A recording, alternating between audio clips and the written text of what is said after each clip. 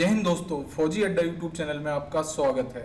जैसा कि हम जानते हैं, हाल ही में 8th पे कमीशन के गठन की चर्चाएं बढ़ गई हैं, क्योंकि पे कमीशन हर 10 साल बाद रिवाइज होता है और जो पिछला पे कमीशन था वो 1 जनवरी 2016 से लागू हुआ था, जिसके लिए 7th पे कमीशन का गठन कांग्रेस ने 28 फरवरी 2014 को कर दिया था। अब दोस्तों, अगला पे कमीशन 1 जनवरी 2026 से लागू होना है और अब उसमें सिर्फ 1.5 साल का टाइम बचा है, लेकिन अभी 8th पे कमीशन के गठन की अनाउंसमेंट होना बाकी है। इसी को लेकर secretary national council JCM staff side से श्री शिव गोपाल मिश्रा जी ने सेंट्रल गवर्नमेंट के कैबिनेट सेक्रेटरी और नेशनल काउंसिल जेसीएम चेयरमैन को एक लेटर लिखा है, जिसमें 8th पे कमीशन का जल्द से जल्द गठन करने के लिए लिखा है। साथ में कुछ रिकमेंडेशंस भी भेजी हैं, जिसमें पेंशनर और सेंट्रल गवर्नमेंट एम्प्लॉयज के जो इम्पोर्टेंट मुद्दे हैं, साथ ही मिनिमम पे और अलाउंसेस को रिवाइज करने की बात की गई है और बढ़ी हुई महंगाई दर और मौजूदा मिल रहे डीए पर सवाल उठाए गए हैं। अब जुलाई के बजट सेशन में इसके ऊपर चर्चा होने की पूरी संभावना है।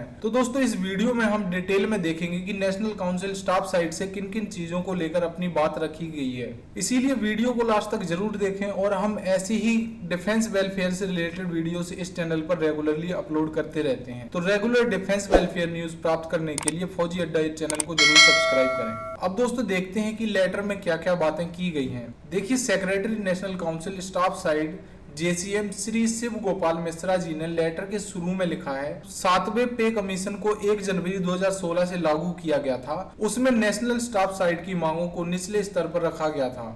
उन्होंने लिखा है कि 7वें पे कमीशन को लेकर हमारे द्वारा दिए गए तर्क और मिनिमम पे जो कि 26,000 रुपए रिकमेंड की गई थी, बिना किसी कारण के रिजेक्ट करते हुए मिनिमम पे 18,000 रुपए पर मंथ रिकमेंड कर दी और स्टाफ साइड ने पे फिक्सेशन के लिए फिटमेंट फैक्टर 3.68 की मांग की थी, लेकिन 7वें पे कमीशन में उसे 2.57 रिकमेंड किया गया, जिसे सरकार ने स्टाफ साइड के साथ बिना डिस्कशन किए उसे मंजूर कर लिया।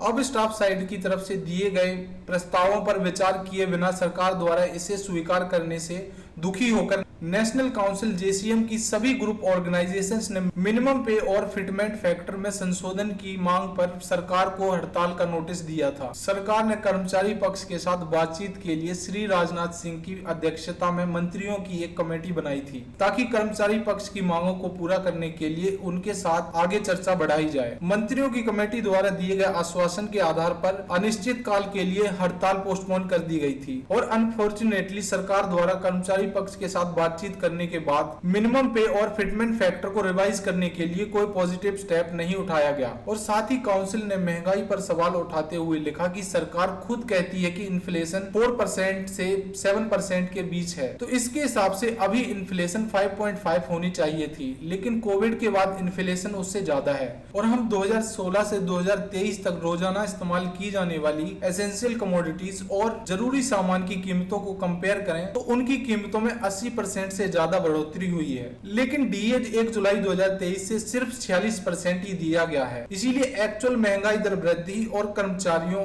और पेंशनरों को दिए जाने वाले डीए में काफी अंतर है। अब सेंट्रल गवर्नमेंट के रेवेन्यू की बात करें तो वो भी 2015 से 2023 तक डबल हो गया है। बजट स्टेटमेंट से हम अंदाजा लगा सकते हैं कि रेवेन्यू में काफी बढ़ोतरी हुई है। सेंट्रल गवर्नमेंट का रेवेन्यू भी 100% से ज्यादा इंक्रीज हो गया है, इसीलिए सरकार के पास 2016 के कंपैरिजन में ज्यादा पे करने की कैपेसिटी है। साथ ही 2023 में जीएसटी कलेक्शन भी ज्यादा हुआ है और 1.87 लाख करोड़ रुपए कलेक्ट किए गए हैं और वर्ष 2022 में इनकम टैक्स कलेक्शन भी सबसे ज्यादा रहा। आगे लेटर में बताया गया है कि सरकार का हर तरीके से रेवेन्यू इंक्रीज हुआ है और पिछले 10 साल में सेंट्रल गवर्नमेंट एम्प्लॉयज भी डिक्रीज हुए हैं, जिससे पुराने एम्प्लॉयज पर वर्कलोड ज्यादा बढ़ गया है और सरकार द्वारा वेकेंट पोस्ट के लिए जॉब्स की वैकेंसीज भी नहीं निकाली गई हैं। आगे लेटर में ये भी सिफारिश की गई है कि पे मैट्रिक्स को पीरियोडिकली रिवाइज किया जाना चाहिए, ना कि 10 साल बाद। आगे लिखा है कि सरकार ने अब तक ना तो ऊपर दी गई रिकमेंडेशंस को एक्सेप्ट किया है और ना ही 8th पे कमीशन का गठन किया है और 1 जनवरी 2024 से केंद्र सरकार के कर्मचारियों और पेंशनरों का डीए पहले ही 50% तक पहुंच चुका है। इन्फ्लेशन और प्राइस राइज को देखते हुए आने वाले समय में डीए 50% को भी क्रॉस कर जाएगा। बहुत सारे केंद्रीय कर्मचारी नेशनल पेंशन स्कीम के तहत आते हैं और हर महीने उन्हें अपनी वेतन, मूल और डीए का 10% एनपीएस में योगदान करना होता है।